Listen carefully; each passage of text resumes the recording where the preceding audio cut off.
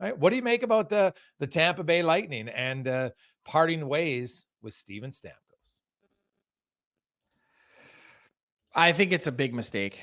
I think it's a giant miscalculation by Julian Breezeball, and I think in the end, this is going to be a black eye on the Tampa Bay Lightning. Hmm. I I'm not a big fan of doing deals for sentimentality.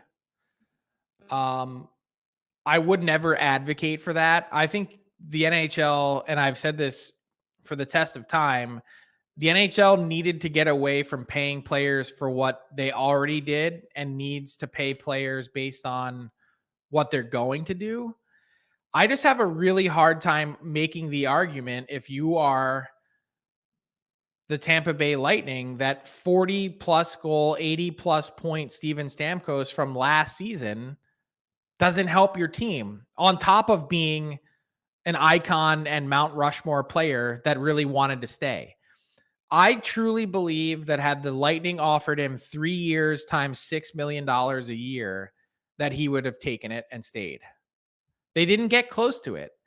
And he ended up getting 4 times 8 in Tennessee, which is that's an impressive payday, but it was never about the money for him. It was about presenting a realistic offer to keep him in town. And the Lightning were never able to come to the table with something that made sense for them and for him, at least according to Breezeball. And I just think they're missing the forest through the trees. Like, I don't know how, and maybe you can walk me through it. Can you make the argument today that with McDonough and Gensel, they're in a better spot than with Stamkos and Sergachev? No, no, you can't. Can you do it? No, no, I can't. The McDonough one originally, that's when that trade happened, Frank, right after the season, that's the one that had me going, what? Like, I never understood why you would make that deal for a guy If you're who's going to take 35. him back, they needed Nashville to Yes. retain money. Yeah, like, obviously I think this was their plan. And they said, hey, we'll bring McDonough back. And I don't know what they see in McDonough that, like, maybe they know something about Sergachev that we don't, Frank. I don't know. Maybe they think he's not going to be the same player. I don't understand it. But, could Jake Gensel over the next 4 years outscore Steven Stamkos? Yeah, I think there's a legit chance about that. But there's no way that Ryan McDonough is doing the same thing, heck, over even the next 2 years. So, yeah, that kind of trade, that 2 for 2, which is ultimately what it is for their lineup, was head. Now, obviously, there's not even that difference, Frank. Like, what is it? 16 million for Sergachev and Stamkos at 8 million, and Gensel and Ryan McDonough are also are 15.75. Like, it's not like the cap space is much different. Well, then now add in the collateral damage. Like, I love that Julian Breezeball is ruthless. I do. Like, I think more of that's needed in today's NHL. I just think this is a big miscalculation. I think there's reputational harm and damage done to their brand. I think there's damage done to their locker room. I'm not overstating it, but Victor Hedman signs the same exact extension as Steven Stamkos. And by the way, there's been bigger decline in Victor Hedman's game than there has been in Steven Stamkos's game, if we're all being honest.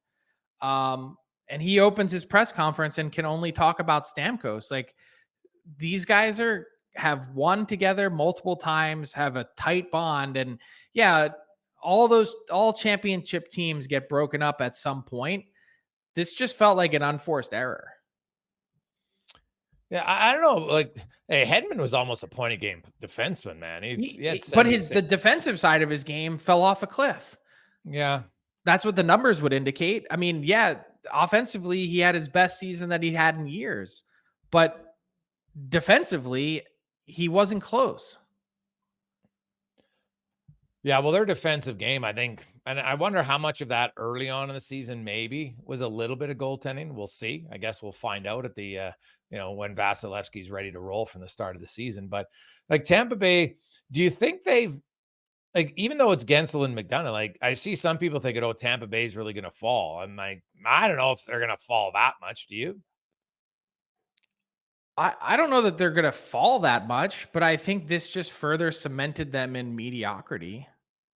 I don't think they got any better. Yeah, I would agree with that.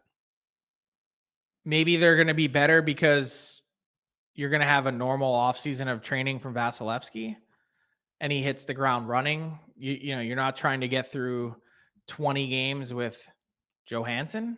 Maybe like that maybe is part of their path to get back, but I don't think they improved. And to take the hit along with not improving, that really hurts.